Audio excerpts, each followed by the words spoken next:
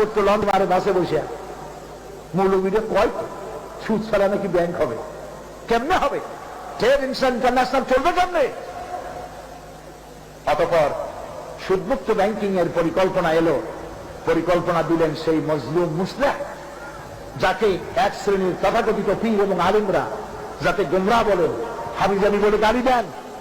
বিংশ শতকের শ্রেষ্ঠ মুজাদ্দিদ আল্লামা সৈয়দ আবুল আলা মওদুদী রহমতুল্লাহ আলাইহি, আল্লাহ জান্নাতুল ফেরদাউস নসিব করুন, জোরে বলেন আমিন।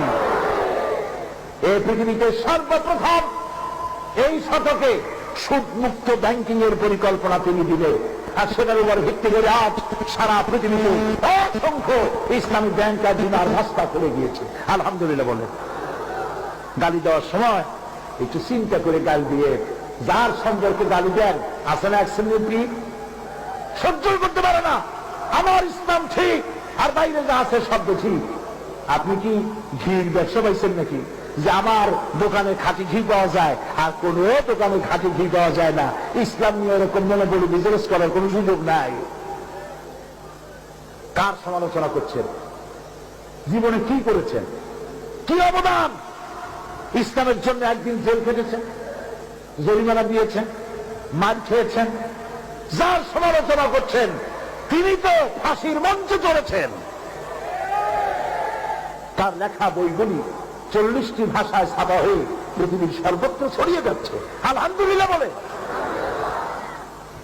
আপনারা বই লেখেন, 4 আনা দামের বই, 5 টাকা 10 টাকা দামের বই, লেখাটাকে সর্বসত্য গ্রন্থকার কর্তৃক সংরক্ষিত। একটা ফু দিলেও 5 টাকার কমে একটা ফু দিতে চান না। আর তিনি তার জীবনের সব লেখা বইগুলি ইসলামী আন্দোলনের জন্য আল্লাহর রাস্তায় দান করে দিয়েছেন।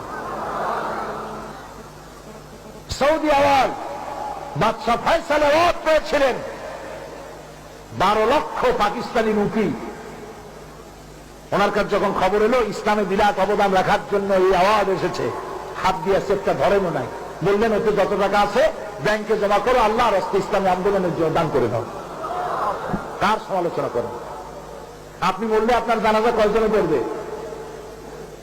আমি তখন লন্ডনে ছিলাম, বিরক্ত হচ্ছেন না তো?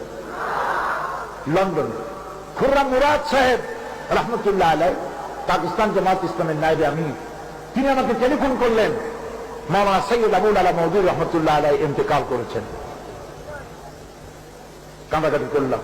পরের দিন আমার ফ্লাইট ছিল জেদ্দায়। হিথ্রো এয়ারপোর্টে এসে দেখি অসংখ্য মানুষ, মাথায় টুপি। এত টুপিওয়ালা মানুষ তো হিথ্রো এয়ারপোর্টে থাকার কথা না।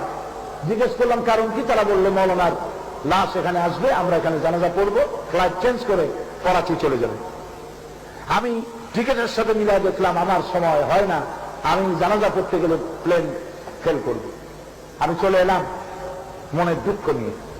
মক্কা শরীফে পৌঁছে গেলাম, সেদিন ছিল শুক্রবার। জুমার নামাজ পড়লাম।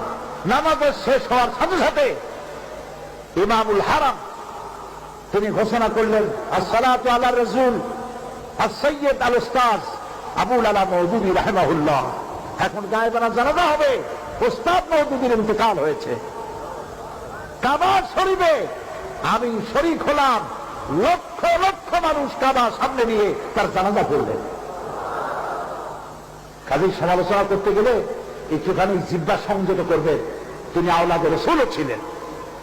কাজেই সমালোচনা করতে গিয়ে পাইকারি দরে মুরিদ বাড়াবার জন্য, নিজের পকেটে বেশি টাকা আনার জন্য আওলাদে রাসূলের সঙ্গে বেয়াদবি করবেন না।